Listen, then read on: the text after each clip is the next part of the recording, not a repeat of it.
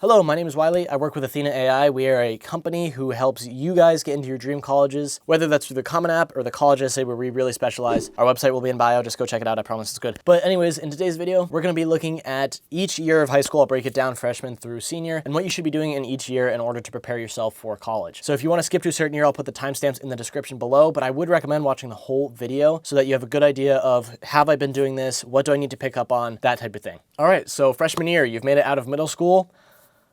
Congratulations.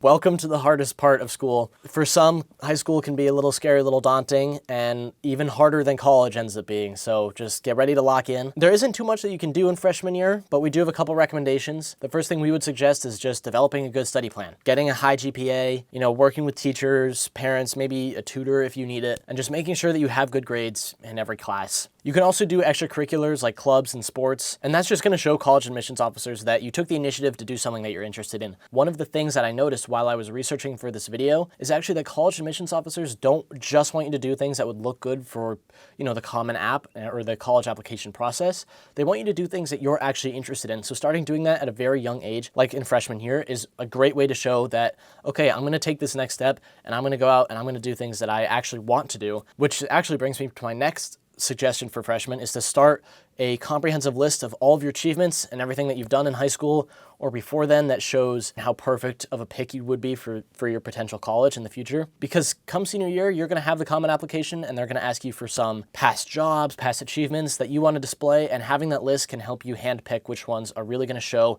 who you are and what has made you the perfect pick for that college. All right, so sophomore year, there's really not much that you can do more than freshman year. You want to be maintaining that high GPA. You want to be still doing those extracurriculars. Maybe now you have an older sibling or a friend who's graduated or who's looking at colleges, and you can maybe just have a talk with them. Like, it doesn't have to be like a sit down, like, hey, tell me about your college experience. But if it comes up, just listen in. Start kind of gathering information about what your interests are. Maybe you shadow someone. Maybe you get a part-time job. That's actually one of the recommendations for the sophomore year summer is you definitely want to start being engaged in some sort of activity like a part-time job or a volunteer opportunity. And that just kind of shows colleges like, hey, this person got a part-time job. They can get out there and they can handle themselves, And okay, this is the part that's different from freshman year, but in sophomore year, you can take the PSATs,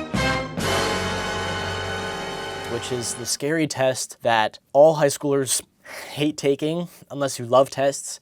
It's the worst thing ever. I hated it. Most people hate it. And the PSATs, although most colleges are now test optional, you could actually become eligible for some national merit scholarship. Coming from a college student, like, scholarships are huge. I wish I had studied a little bit more for the PSAT in that regard, but it is what it is. So I would recommend for you to at least take the PSAT, even if you don't take the SAT. Because it could help you in the long run. Okay, and moving on to the junior year, and this is kind of the biggest part of your high school journey, right? Junior year is relatively known as the hardest. You really have to, you've got to lock in, you've got to get on the grind set, whatever you want to call it, but you have to just sit there and you've got to do your work. You've done so well throughout freshman and sophomore year, and this year it's no time to slack off. You got to get going, you got to pick up the pace, find that last wind and just push it. So for junior year, it's going to be really important that you still try to maintain that high GPA. Colleges understand that you're going to be taking APs, IBs, whatever types of honors classes you may be taking that are a lot harder than your classes were freshman and sophomore year. They understand that. So if you can't get the A+ or like the B+ that you were getting freshman and sophomore year, they do understand that. It's not going to kill you. And yeah, same thing for the last 2 years with extracurriculars. Just keep up on your clubs and sports, being engaged in your community, part-time job, all of that. And now in terms of colleges, what we would recommend is start looking at college tours, go to college fairs, maybe introduce yourself to a couple of the admissions officers. Even if it's not a college that you want to go to, it could be really helpful to just say, hey, my name is Wiley, like, I have a couple questions, could you answer them? Just get used to talking to college admissions officers, get a couple like stock questions down to ask them, because when it comes time for you to actually look at your college that you're interested in, it's going to be a game changer that you have some experience and you're way more comfortable talking to admissions officers, and you can be way more confident in saying, this is why I belong at your school. And honestly, this is also a good time to start thinking about your college essay. I've made 2 videos on this already, so I won't go too in depth. You can go click on our channel and look at those. Think about an achievement, some moment in your life that has inspired you to change or to become a better person, or really just had a huge meaningful impact on you. And so just start rough drafting. They're only 650 words, so it would take you like an hour. I'm sure you guys have done a bunch of stuff for APs, IBs, like you can crank out an essay like this in no time at all. But if you want some help on that, Athena AI is here to help you. Link down in bio. We have a free plan. Just go check it out. This is also the year that you can take SATs, which is honestly not as big a deal as it used to be. But if you feel confident that you'll do well, it can be very... Hello. That's my roommate.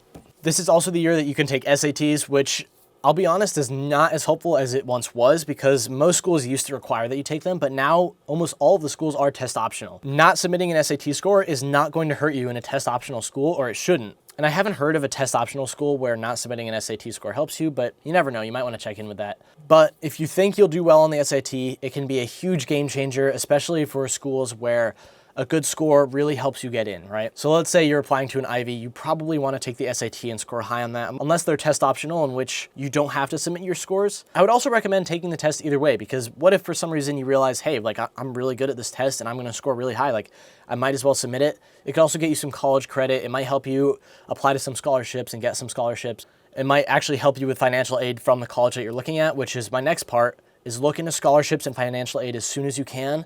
I said this in the beginning of the video, but scholarships and financial aid are huge. Coming from a freshman in college like myself, I wish I had actually invested more time into this. Okay, so we've made it to senior year, the last year of high school.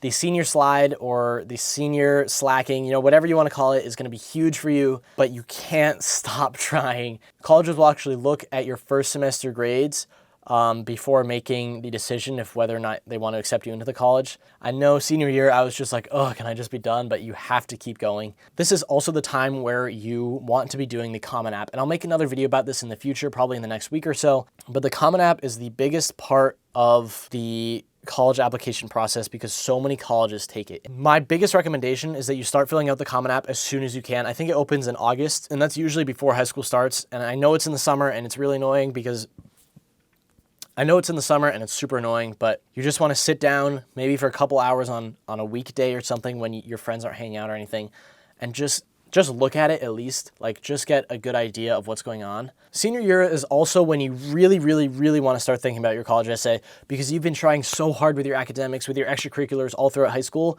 that college is going to see that and they're going to be like, hey, like this guy's really, really smart.